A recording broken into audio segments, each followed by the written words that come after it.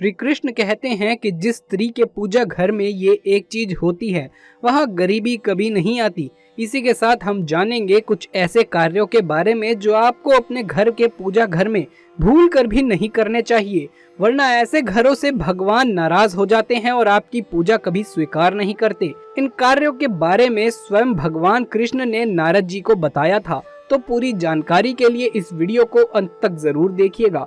नमस्कार दोस्तों, स्वागत है आप सभी का एक बार फिर से। दोस्तों सच्ची श्रद्धा से कमेंट्स में जरूर लिखें हर हर महादेव। दोस्तों जिस घर के बने मंदिर में ये चीजें नहीं होती तो वहाँ पर गलती से भी धन और बरकत नहीं आती। व्यक्ति का धनी होने का ख्वाब अधूरा रह जाता है। अगर बनना है माला माल तो घर में बने मंदिर के अंदर ये चीजें जरूर रखें। दोस्तों वास्तु शास्त्र के अनुसार अगर घर के मंदिर में हम ये चीजें रख लेते हैं तो घर में कभी धन की कमी नहीं होती। आज हम 4 चीजों के बारे में बताएंगे जिसे अगर आप अपने घर के मंदिर में रखते हैं तो घर में हमेशा सुख शांति बनी रहती है और भरपूर पैसा आता है। भगवान कृष्ण ने ये भी कहा है कि जिस घर के मंदिर में ये चीजें नहीं होती तो वो घर कभी माला माल नहीं हो सकता। ऐसे घर में धन संपत्ति कभी नहीं टिकती, नौकरी में उन्नति नहीं मिलती, बच्चों को पढ़ाई में मन नहीं लगता। दोस्तों हमारी भारतीय संस्कृति में छोटी या बड़ी किसी भी तरह की पूजा को करने के कुछ निश्चित नियम निर्धारित किए गए हैं और इन नियमों का पालन करते हुए ही हमें पूजा पाठ करना चाहिए, क्योंकि तभी हमारी पूजा का कोई अर्थ होता है और हमारी आराधना का हमें फल भी मिलता है। कई बार हम पूरी श्रद्धा और भक्ति से पूजा पाठ तो करते हैं लेकिन फिर भी हमारी मनोकामना पूरी नहीं होती, हमारे कष्टों का निवारण भी नहीं हो पाता है और हमें मानसिक शक्ति भी नहीं मिलती है। इसके पीछे का कारण वास्तु दोष होता है और इन वास्तु दोषों को दूर करने के लिए हमें वास्तु शास्त्र में बताए गए कुछ उपाय अवश्य ही करने चाहिए। तो चलिए जान लेते हैं वास्तु शास्त्र में बताए गए कुछ ऐसे महत्वपूर्ण बातों के बारे में जो हमें पूजा घर में अवश्य ध्यान रखनी चाहिए। लेकिन उससे पहले आपसे एक छोटी सी रिक्वेस्ट है कि इस वीडियो को लाइक कर दें और हमारे चैनल को सब्सक्राइब करके पास वाले बेल आइकन को भी दबा लें।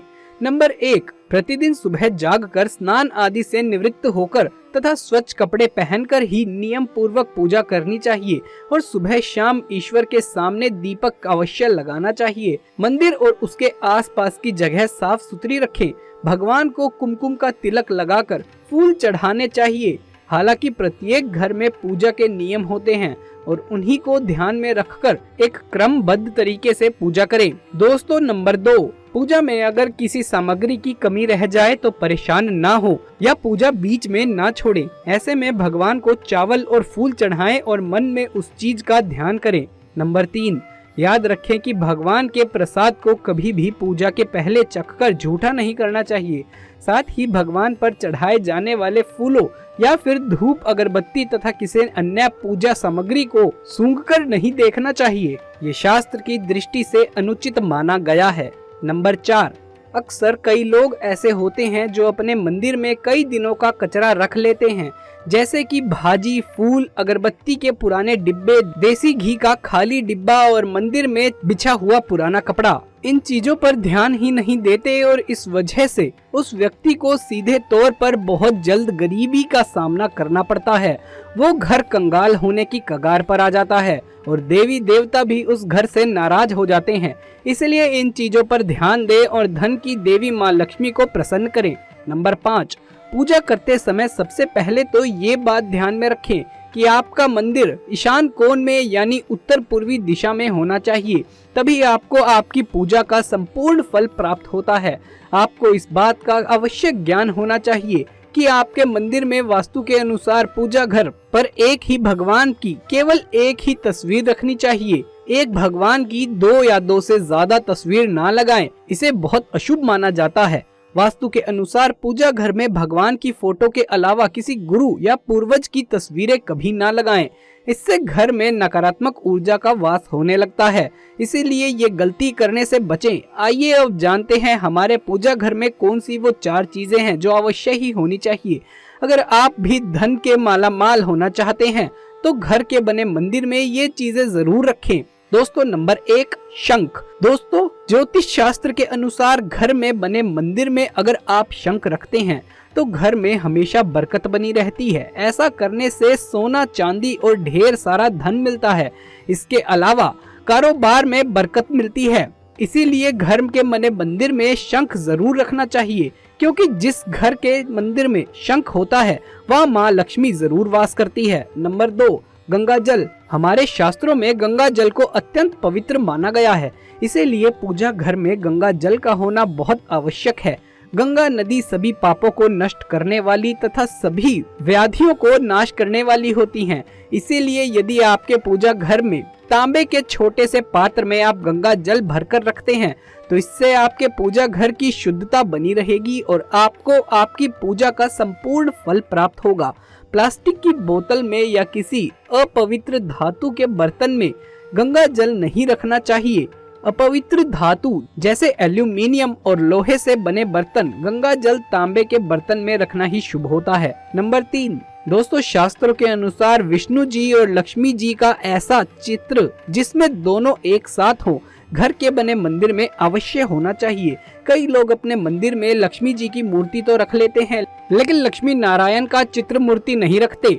इसीलिए मूर्ति या चित्र केवल खास मौकों पर ही लगवाए जाने चाहिए। लेकिन ज्योतिष शास्त्र के अनुसार लक्ष्मी नारायण का चित्र मूर्ति और गणेश जी की लक्ष्मी जी की मूर्ति हमें घर में बने मंदिर में हमेशा रखनी चाहिए और नियमित पूजा पाठ भी उनकी करनी चाहिए, क्योंकि ये धन के देवता हैं। लक्ष्मी नारायण का चित्र या मूर्ति अगर हम अपने घर में बना लेते हैं तो इससे बरकत और कारोबार में मुनाफा होता है, घर में खुशियां आती हैं, पैसों की कोई कमी नहीं रहती। नंबर 4, देसी घी। दोस्तों एक बार नारद जी ने भगवान श्री कृष्ण से जब पूछा कि व्यक्ति को कामयाब होने के लिए एक घर में ऐसा क्या रखना चाहिए, तब श्री कृष्ण ने बताया कि घर में हमेशा साफ जल भरकर रखना चाहिए, अतिथि का सम्मान करना चाहिए और उसे सबसे पहले साफ जल पिलाना चाहिए।